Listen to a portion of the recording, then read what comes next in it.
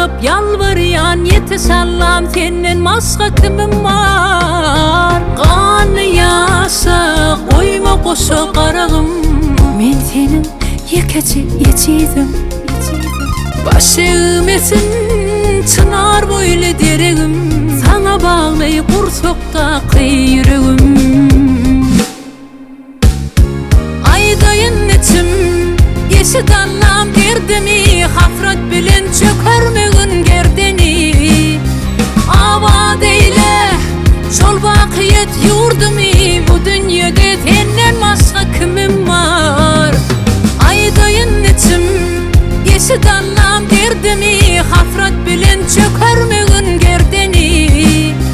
Avad eyle şol bakiyet yurdumi, bu dünyada senden başka kimim var? Bir ecid men katlayanca demim var.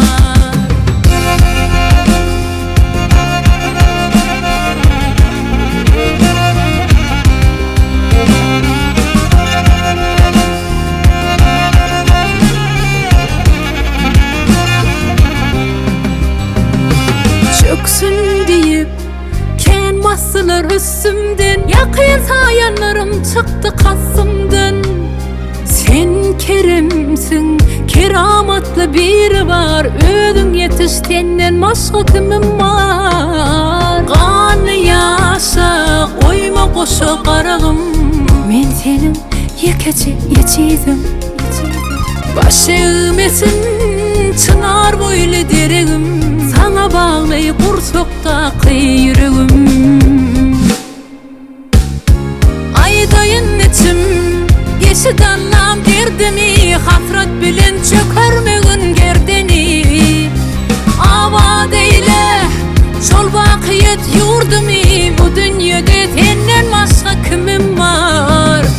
Aydayın içim eşit Allah'ım derdimi, hafrat bilen çökermegin gerdeni. Avad eyle şol bakiyet yurdumi, bu dünyada senden başka kimim var? Bir ecid men katlayanca demim